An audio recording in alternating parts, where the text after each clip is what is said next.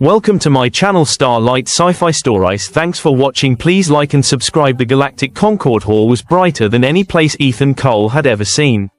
Thousands of alien lights shimmered above, floating like colored stars. Tall beings with silver skin and glowing eyes stood beside shorter ones covered in fur or scales. Languages from 100 worlds echoed in the air, soft, musical, and strange. Ethan stood near the back, feeling completely out of place. He wasn't a soldier, or a diplomat. He was just a human mechanic, sent from a small Earth colony to fix a broken energy core for the Concord summit. He wore a plain grey jumpsuit and carried a toolkit. Everyone else wore shining robes or armor that looked more expensive than his entire ship. "Relax," he muttered to himself, clutching his repair scanner. "Just fix the reactor, don't talk to anyone, and get home." But fate had other plans. Suddenly, the crowd went silent. Ethan looked up. At the center of the hall, the golden doors opened, and a small figure walked out. It was a child, a young alien girl. Her skin glowed softly blue, and her long hair seemed to float in the air as if she was underwater. Her eyes were large, bright like two tiny stars. Every alien around Ethan bowed their heads in respect. Guards stepped aside, forming a path. The girl walked calmly, straight toward him. Ethan blinked. Is she coming this way? Before he could move, the girl stopped right in front of him. She looked up with those glowing eyes and said, clearly and firmly, "Human, my mother needs a partner. I wish for a father. Please wed her, and help lead the galaxy." Ethan froze. The hall fell completely silent. You could hear a pin drop. He blinked again. What? The little alien tilted her head, as if confused that he didn't understand. "My mother is the Empress of Xyla Prime," she said. "She is powerful and wise, but she is lonely. I wish for her to smile again." "You will do that." Ethan laughed nervously. "I think there's been a huge misunderstanding." But no one laughed. In fact, every alien around him stared with wide eyes. Even the guards looked terrified. Then, the air trembled. A deep hum filled the hall. From the golden doors behind the child, a tall, glowing figure entered, her armor shining with white fire.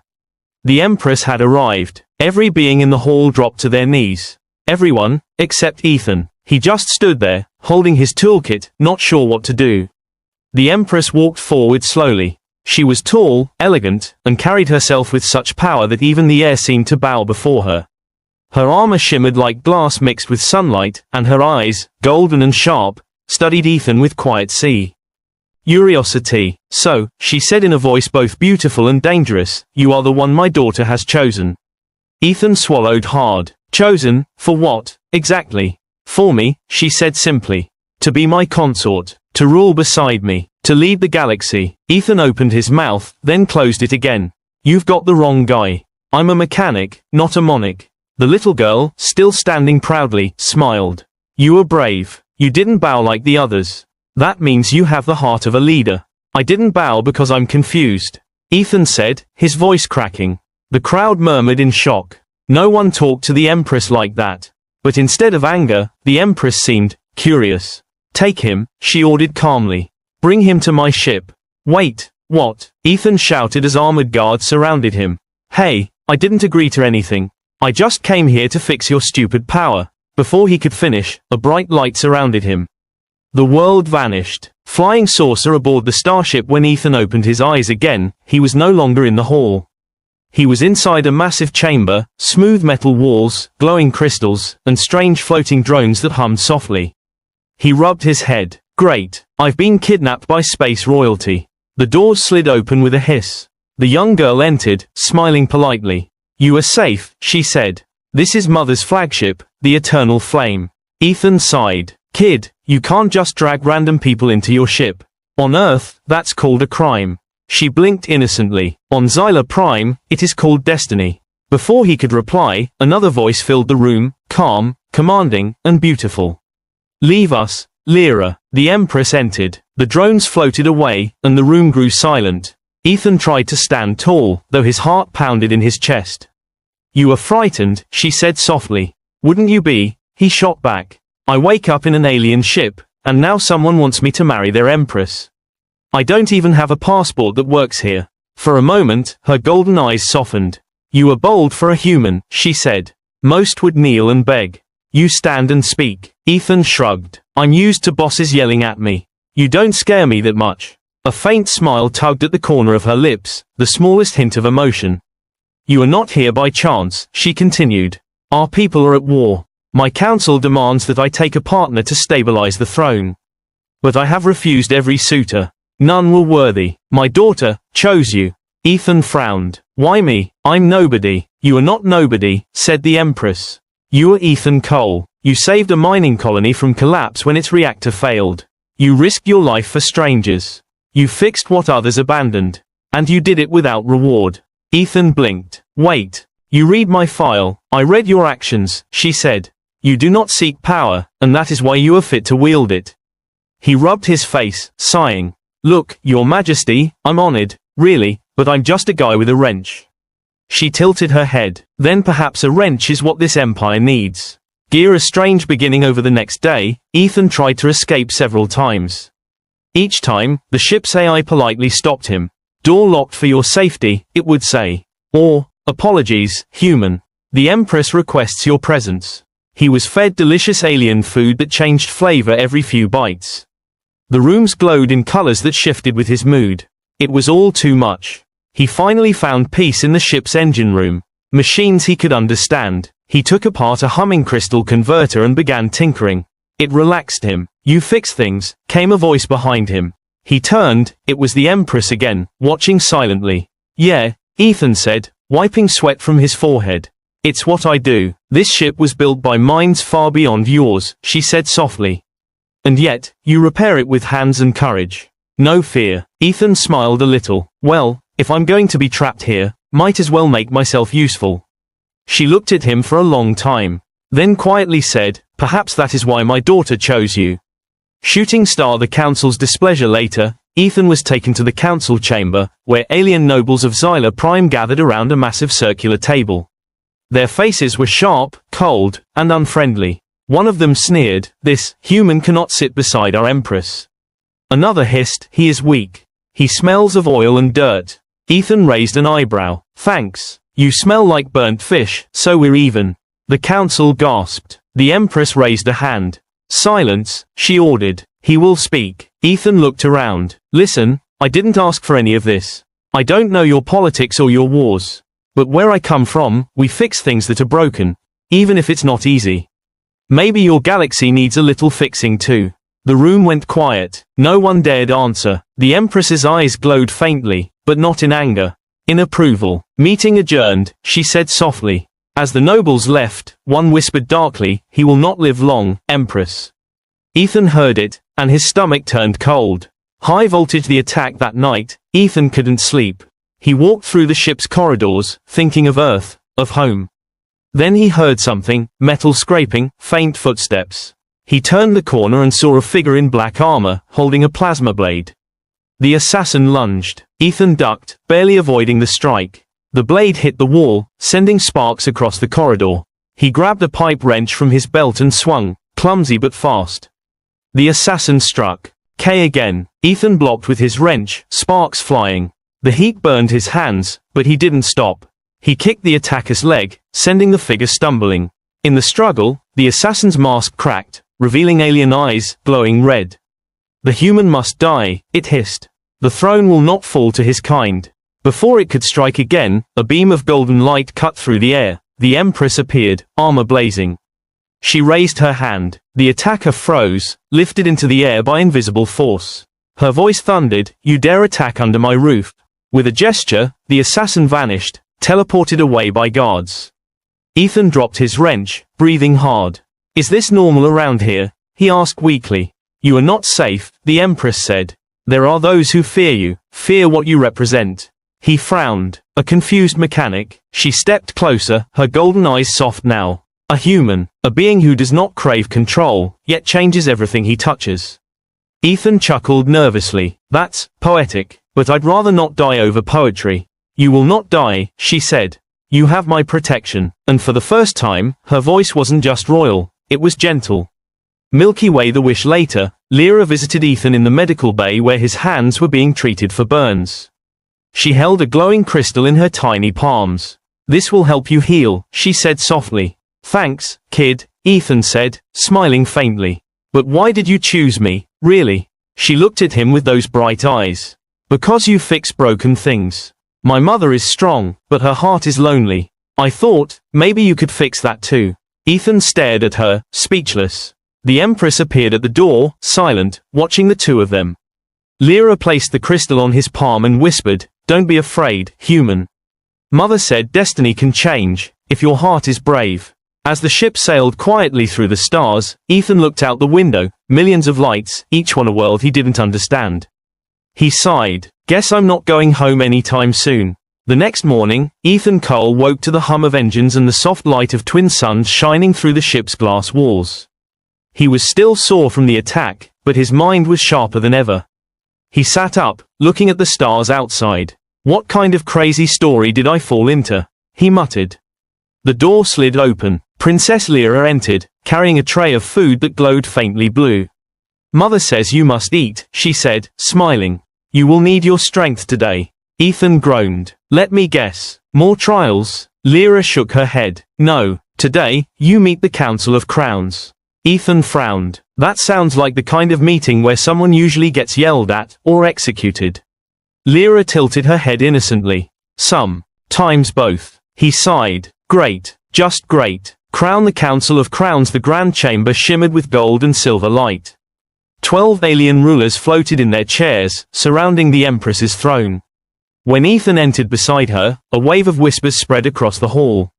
One counselor, tall and spiny, sneered. "This is the human, the one your daughter forced upon us." Another growled, "A fragile creature from a backwater world cannot rule beside our Empress."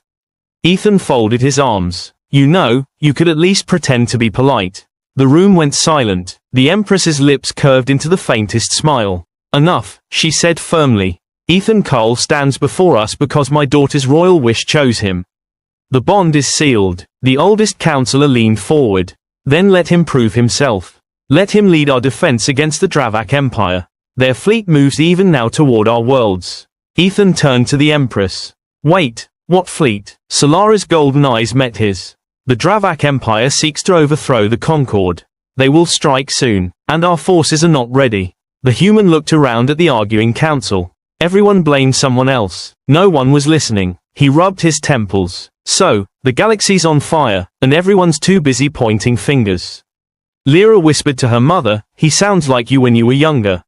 Ethan sighed. "All right, I'll help." The room fell quiet again. "You?"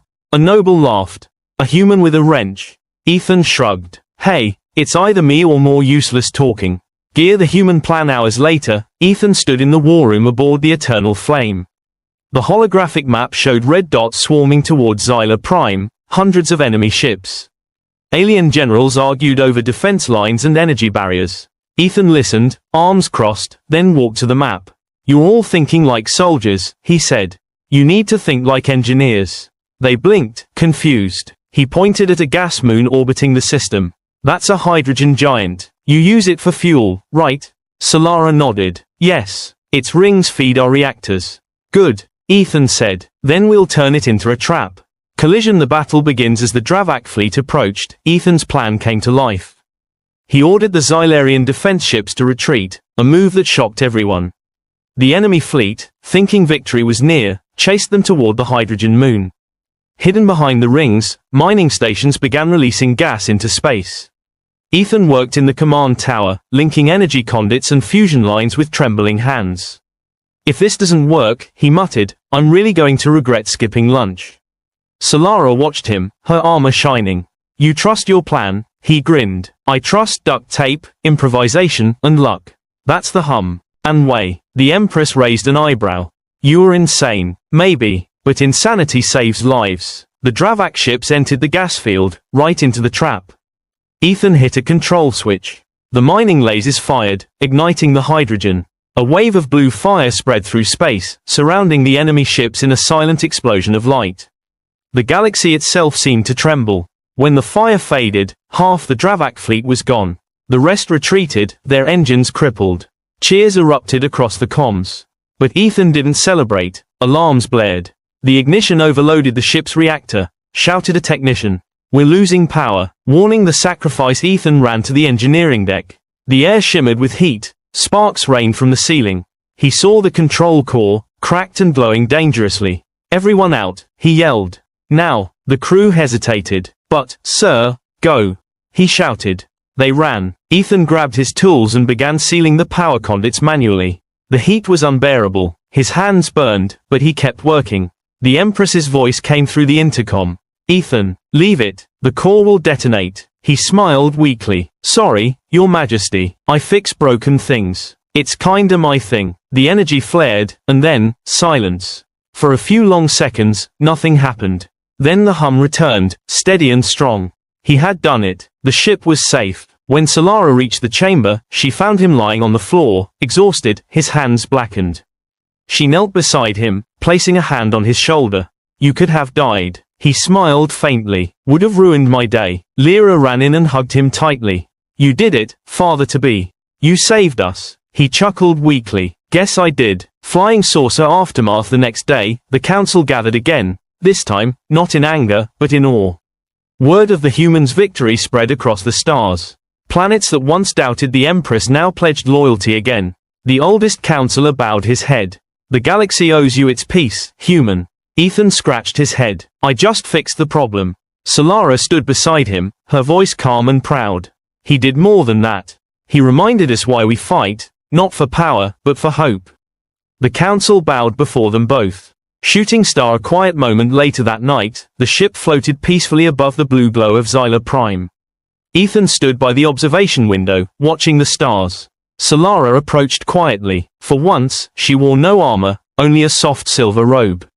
Her golden eyes reflected the starlight. "The council wishes for you to stay," she said. "As my partner, as co-ruler of the alliance." Ethan turned to her, unsure how to answer. "I'm not a king," he said. "I'm just a man who got lucky." "No," she replied. "You are a man who refuses to give up. That is R than any crown." He laughed softly. "You really think this can work? A human ruling beside an alien empress?"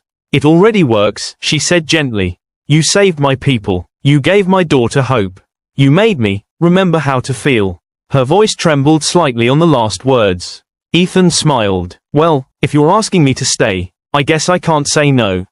For a long moment, they stood together, watching the stars. Crown the coronation. Weeks later, the entire galaxy watched as the Empress stood before her people, dressed in a robe of light.